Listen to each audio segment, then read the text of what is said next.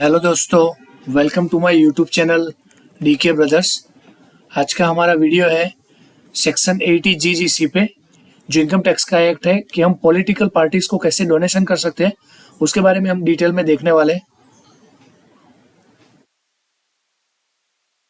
सो आज के वीडियो के कंटेंट में है व्हाट इज सेक्शन 80 जीजीसी, वो इज एलिजिबल, कौन कौन एलिजिबल है, फीचर्स क्या है 80 जीजीसी के, और डिडक्शंस लिमिट्स क्या है, एग्जेम्पशंस एक्सेप्शंस क्या है 80 जीजीसी के, what is this mean for tax payer के लिए कैसे एप्लीकेबल होता है, आईटी डिपार्टमेंट, जो भी इनकम टैक्स डिपार्टमेंट्स का जो करंट अपडेट है पॉलिटिकल पार्टीज का जो डोनेशन है उसके बारे में, क्या क्या डॉक्यूमेंट्स रिक्वायर्ड है हमको फाइलिंग के लिए, कैसे प्रोसीजर करेंगे हम 80 जीजीसी का फाइलिंग का, और डिफरेंस क्या है 80 जीजीसी एंड जीजीबी का।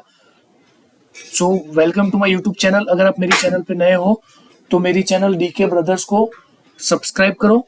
ऐसे इंफॉर्मेटिव वीडियो आपको मेरी चैनल पे मिलते रहेंगे। ऐसे इन्वेस्टमेंट रिलेटेड बहुत सारे वीडियो मैंने लिंक डिस्क्रिप्शन में दिया हुआ है, आप वहां से कंप्लीट वीडियो देख सकते हो। तो स्टार्ट करते हैं। सबसे पहला सेक्शन 80 जीजीसी क्या है। इनकम टैक्स का 1961 के हिसाब से एक बेनिफिशियल रूल्स है कि पॉलिटिकल पार्टीज को और इलेक्ट्रॉनिक ट्रस्ट को आप section encourage individual financial support, political system को स्ट्रॉन्गर करने के लिए और अपना इनकम टैक्स लोअर करने के लिए ये रूल्स इंट्रोड्यूस किया गया है। हाउएवर 80 जीजीसी डिडक्शंस जो है वो सर्टेन कंडीशंस के बेस पे एप्लीकेबल होता है। 80 जीजी स्पेसिफाई करता है कि आपका जो लिमिट है वो टोटल ग्रॉस इनकम है उससे ज्यादा नहीं होना चाहिए। The entire amount is eligible. आप जितना भी अगर ट्रांसफर करते हो, जितना पे करते हो, वो पूरा का पूरा अमाउंट आपको टैक्स डिडक्शन के लिए एप्लीकेबल रहेगा। कुछ भी कैश यहाँ पे एक्सेप्टेबल नहीं है, आपको इलेक्ट्रॉनिकली पेमेंट करना पड़ेगा। Political parties must be registered. अभी आप कोई भी पार्टी को ट्रांसफर नहीं कर सकते हो। उस केस में आपकी जो पार्टी है वो सेक्शन 29A पीपल एक्ट 1951 के अंतर्गत रजिस्टर्ड होना चाहिए। अदरवाइज अगर आप डोनेशन करोगे तो वो कंसिडर किया नहीं जाएगा। मेन फीचर्स क्या है सेक्शन 80 जीजीसी का, कि आप जो करप्शन फ्री करना है तो पॉलिटिकल पार्टीज को आप डोनेशंस कर सकते हो। ये इंडिविजुअल टैक्स पेयर का वॉलेंटरी रहेगा contributions. This is for individual tax payer रहेगा। और आप जब आईटीआर फाइल करते हो तो चैप्टर 6A के अंतर्गत आपको जो भी डिडक्शन है उसमें ये एलिजिबल होता है। अभी आपका जो टोटल इनकम है उससे ज्यादा ये पॉलिटिकल डोनेशंस बढ़ना नहीं चाहिए।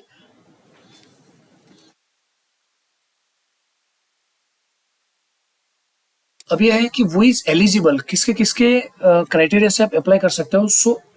अ पर्सन, जो भी इंडिविजुअल ऐसा है उसको अप्लाई कर सकते हैं। कोई भी कंपनी है, लोकल अथॉरिटी है और जुडिशियल पर्सन है जो गवर्नमेंट अथॉरिटीज का पार्ट है, वो इसको अप्लाई नहीं कर सकते। The person who is individual he can be apply. The tax deduction can also be available by donating the multiple politicals. यहाँ पे वो रिकमेंड करता हूँ कि आप कोई एक पार्टी में ज्यादा पेमेंट करने से बेहतर है कि मल्टीपल पार्टीज में थोड़ा थोड़ा पेमेंट आप ट्रांसफर कर सकते हो।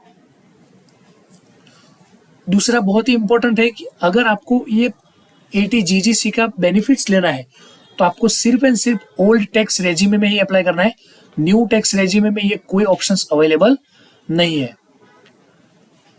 While the entire contribution is eligible for the deduction, it should be ensured the amount of claim cannot be more than the total taxable income. आपकी taxable income से ज्यादा नहीं होना चाहिए।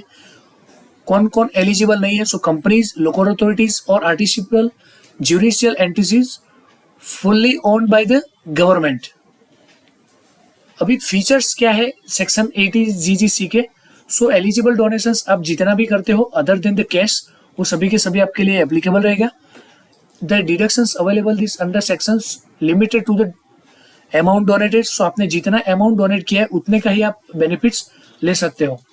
रिक्वायर्ड डॉक्यूमेंट्स में क्या है, जो भी पॉलिटिकल पार्टीज को पेमेंट करते हो वो आपको डोनेशन रिसिप्ट देगा, या तो वो सर्टिफिकेट देने वाला है कि आपने इस पार्टी को पॉलिटिकल डोनेशन दिया हुआ है। द पॉलिटिकल पार्टी रिसिप्ट में क्या क्या होना चाहिए, तो name of donor, the amount donated, party का रजिस्टर्ड नंबर और पार्टी का PAN और TN होना चाहिए। कंपनीज के लिए एप्लीकेबल नहीं है। ओवरऑल डिडक्शंस की अगर बात करें तो ये सेपरेट सेक्शन है 80 जीजीसी में। आप आपकी टोटल इनकम्स की लिमिट तक आप कर सकते हो। It does not fall under the section 80C to 80U। So 80C से 80U का इसका कोई लेना देना ये 80GGC जो सेपरेट सेक्शंस आप उसमें अप्लाई कर सकते हो। अभी आपकी जो पार्टी है वो सेक्शन 29A के हिसाब से 1951 के रूल्स के हिसाब से अप्रूव होनी चाहिए। आपका 100% जितना भी आप पॉलिटिकल ट्रांसफर करते हो वो टैक्स डिडक्टेबल रहेगा। जो भी केस में ट्रांसफर करोगे वो आपको मिलने वाला नहीं है। आपको प्रूफ है जो पॉलिटिकल डोनेशंस का उसको मेंटेन करना है। कभी भी अगर आपको इनकम टैक्स से क्वेरी आता है तो आप उसको अमेंड कर सकते हो। सो पहले ऐसा था कि जो भी टैक्स है वो आपको कैश में नहीं करना है। ये 2013-14 के एक रूल से इंट्रोड्यूस हुआ है। तो किस किस मोड से आप कर सकते हो, तो वाया बैंक, चेक से, डिमांड ड्राफ्ट से, डेबिट कार्ड, क्रेडिट कार्ड और इंटरनेट बैंकिंग से आप ट्रांसफर कर सकते हो। इंडिविजुअल्स की जो भी गिफ्ट्स और रहेगी जो भी पार्टीज को वो एक्सेप्टेबल नहीं है। सिर्फ एंड सिर्फ मॉनेटरी फॉर्म्स में जो पैसा ट्रांसफर किया जाएगा वही 80GGC में एप्लीकेबल होने वाला है। अभी टैक्स पेयर को क्या क्या कंसर्न्स आ सकते हैं। सो अगर आपका जेन्युइन पेमेंट है तो आपको कोई भी एक्शंस की जरूरत नहीं है।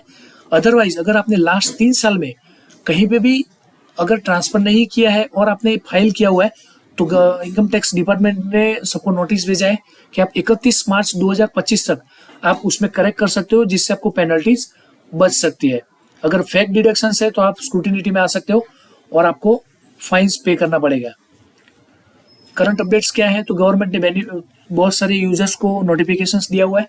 असेसमेंट ईयर 2022 से लेकर 25 तक का अगर किसी के भी पास प्रूफ नहीं है, डोनेशंस का कोई भी ट्रैक रिकॉर्ड नहीं है, सो आपको पेनल्टीज लग सकती है। सो मैं रिक्वेस्ट करता हूँ कि आप लास्ट 3 साल के जो भी पॉलिटिकल डोनेशन है उसकी रिसिप्ट को रेडी रखना है। ऐसा नोटिस आया है कि अगर आपने 2,50,000 इस पर्टिकुलर ईयर में किया हुआ है सो वेरीफाई किया जाएगा, और अगर आप रेक्टिफाई करना चाहते हो तो आप ITR को 31 मार्च 2025 तक अपडेट कर सकते हो। क्या क्या डॉक्यूमेंट्स लग सकते हैं जब आप ITR फाइल करते हो, तो रिसिप्ट होना चाहिए डोनेशंस की, उसमें पान नंबर, पॉलिटिकल पार्टी का नाम होना चाहिए, डोनर का नाम होना चाहिए, अमाउंट होना चाहिए, और इनकम टैक्स रिटर्न आपको इसके लिए मैंडेटरी आपको इनकम टैक्स रिटर्न कंप्लीट करना पड़ेगा। देन एंड देन आप इस पॉलिटिकल पार्टीज वाला बेनिफिट्स ले सकते हो। क्या प्रोसीजर्स रहेगा, तो इनकम टैक्स सेक्शन में चैप्टर 6A में आपको जो भी अमाउंट्स आपने डोनेट किया हुआ है वो वहाँ पे लिखना है।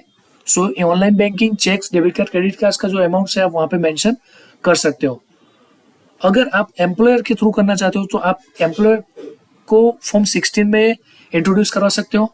अगर ऐसा नहीं है तो आपका एम्प्लॉयर जो है वो एक सर्टिफिकेट के जरिए दे सकता है कि इस एम्प्लॉय के अकाउंट से हमने इतना पॉलिटिकल डोनेशंस किया है, सो वो सर्टिफिकेट भी एक्सेप्टेबल रहेगा। अभी क्या डिफरेंस है सेक्शन 80GGC और 80GGB में।